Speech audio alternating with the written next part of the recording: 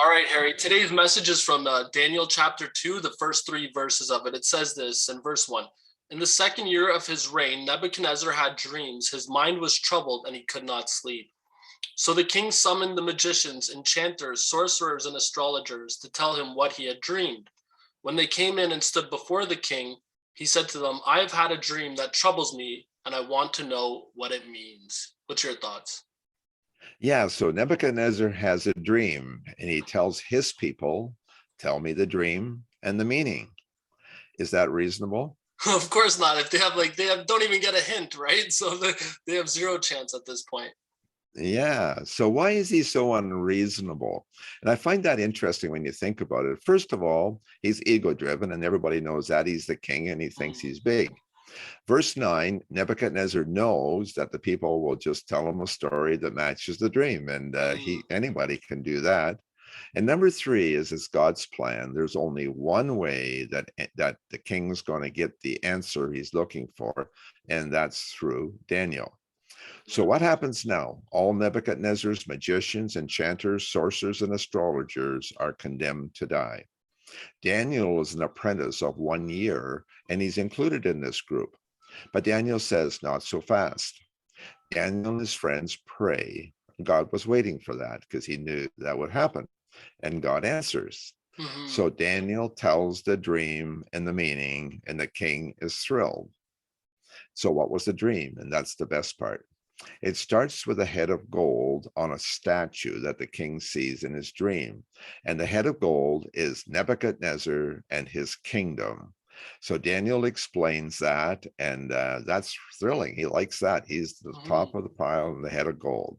So then Daniel explains that the next kingdom is a chest of silver on this statue, not as great, and that's the Persian Empire. And we read about that in chapters 5 and 6 of the book of Daniel, because Daniel is part of that kingdom also. Then comes the belly of bronze, and that's lesser again, but this time it's Alexander the Great that takes out the Persian Empire, and this is the Greek Empire. And Alexander only lasts for a few years, but his 4 generals then each take a quarter of the kingdom, and they reign that for a season. There's an importance about the Greek Empire, though, for us as a side note, that gives us the Greek language across the world as we know it at that time, which is important for the spread of the gospel.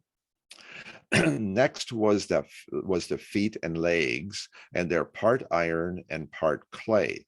And the part is that the supposed starts really strong, and the Roman Empire that comes next starts really strong for the first 200-300 years, but then it tapers off. And it's really interesting for the gospel because the Roman stability from the year 0 to 200 allows the gospel to travel well. But now we come to verse 34, what happens next? There's a rock that was cut out from nowhere, and it starts to roll towards this statue. And it rolls over the statue, grinding it to dust, and the wind blows it away, and there isn't a sign of it anywhere. And then the rock grew and filled the whole earth as it rolls. Then in verse 44 is the explanation. It says, the God of heaven will set up a kingdom never to be destroyed, and it will crush all those kingdoms, and it will last forever. And so that's the kingdom that happens in the Roman Empire. That's the kingdom of a baby born in Bethlehem, and it fills the earth. Nebuchadnezzar likes the story because it starts with the head of gold. He's good with that. He's at the top of the pile. And then I like the story because it finishes with God's kingdom, and how that is.